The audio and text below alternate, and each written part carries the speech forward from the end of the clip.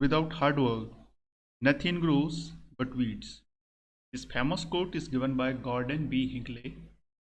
Students बिना hard work के उन्नति नहीं होती बल्कि खरपतवार ही निकलती कोट है। चलिए एमपी बोर्ड के क्लास 12th की इंग्लिश की जो आपकी टेक्स्ट बुक है उसके चैप्टर 1 के क्वेश्चन आंसर हम दे रहे हैं। इसके पहले हम आई हो already given 3 parts and this is the 4th parts. तो इसमें कुछ लॉन्ग आंसर टाइप क्वेश्चन होंगे। चलिए शुरुआत करते हैं। Question number 1, our language is part of our culture and we are proud of it. Describe how regretful Abhamal and the villagers are for having neglected their native language, French. में वाकई में language के बारे में बहुत अच्छी बात कही गई। Our language is the part of our culture. इस सेंटेंस को समझिए। लैंग्वेज जो होती है ना वो कल्चर का एक हिस्सा होती है, पार्ट होती है। And we proud of it, और हमें इस पर प्राउड करना होता है। Describe how regretful M Hamel, हमें यह डिस्क्राइब करना है कि एम हेमल इस बात से दुखी थे and the villagers are for having neglected their native language, और जो विलेजर्स थे उन्होंने अपनी नेटिव लैंग्वेज को नेग्लेक्ट किया था, यानी उनके एजुकेशन पर ज़्यादा ध्यान नहीं दिया था। इसको हमें डिस्क्राइब करना है, दो बातों को, राइट। चलिए आंसर देखते हैं। During the last lesson everybody including M Hamel, French and the villagers are filled with regret. इस लास्ट लेसन के दौरान जब लास्ट लेसन ऑर्गेनाइज हो रहा था उस क्लासरूम में, तो उस समय एम हेमल, फ्रेंच और दूसरे विलेजर्स सभी लोग दुखी थे। M Hamel regretted that he had not taken enough interest in teaching French by often sending students on his personal errands like watering his flowers beside giving them a holiday when he wanted to go fishing. सभी लोग दुखी थे इस बात से कि भाई बच्चों ने अच्छी तरह ध्यान नहीं दिया, विलेजर्स ने ध्यान नहीं दिया, और टीचर्स भी क्या करते थे, स्टूडेंट्स को वाटरिंग करने के लिए लगा देते थे और छुट्टियां मना लेते थे, फिशिंग के लिए जाते थे तब बच्चों की छुट्टी हो जाती थी। ये सब बातें ना। The villagers regretted that they did not utilise opportunity given to them for learning French when it was possible. जब ये पॉसिबल था तब वो अपॉर्चुनिटी नहीं देते थे सीखने, and that is why they had turned up in full strength for the last lesson. और लास्ट लेसन में उनको ये बात समझ में आई। It was their way of thinking, thanking M Hamel for his 40 years of faithful service. और इसके बावजूद भी उन्होंने 40 ईयर्स का जो सर्विस दिए थे एम हेमल ने, उसको रिस्पेक्ट करने आए थे, of showing respect for the country which was no longer theirs. अब उसके साथ में वो नहीं रहेंगे। Thus all of them regretted that this was his last lesson in French that they would have. तो इस तरह इसका आंसर होगा। नेक्स्ट क्वेश्चन करते हैं। Our native language is part of our culture and proud of it. How does the presence of village elders in the classroom in Hemamal's last lesson show their love for French? अब इसमें village का जो presence है वो किस तरह उपस्थित है, हमको ये करना है। सेंटेंस वही है, our native language is a part of our culture and we are proud of it.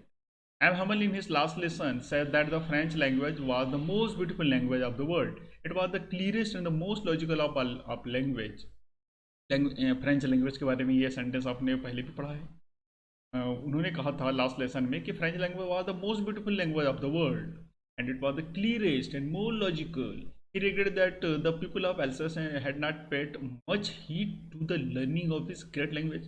He asked the people to safeguard it among themselves as it is the key to their unity and freedom. Further, at the end of the lesson, he wrote on the blackboard, और last में उन्होंने blackboard पर लिखा भी था ना, वे वाला France है, meaning live long France, showing his immense love for the French language. ये क्या शो कर रहा था? Showing his immense love, his affection for the French language. The village elders suddenly realized how precious their language is to show them. कितनी precious थी. Okay? They have earlier neglected to learn their language by not attending school due to their preoccupations. But on the last day of the French lesson, they have turned up into the full strength of learn French. Finally उसकी जो last lesson था उसमें उन्हें ये बात समझ में आई। Next question. During the last lesson everybody including M Hamel, French and the village are filled with regret. Comment. अब इसको कमेंट करना है कि सभी लोग रिग्रेट थे। M Hamel regret that he had not taken enough interest in teaching French by often sending students to water his flowers beside giving them holiday when he wanted. जब भी वो चाहते थे कुछ छुट्टियां दे देते थे। तो इस तरह रिग्रेट थे सभी लोग। फ्रेंच भी था कि वो भी नहीं सीख पाया, विलेजर्स थे कि उन्होंने बच्चों पर ध्यान नहीं दिया। तो नहीं।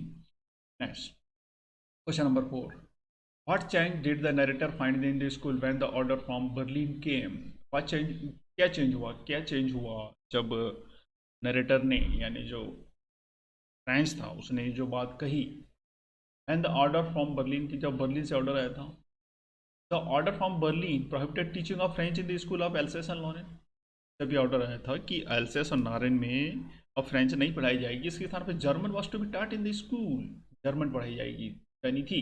French was later for school that day, he notice that the hustle and bustle was missing, hustle bustle भी मिसिंग हो रहा था।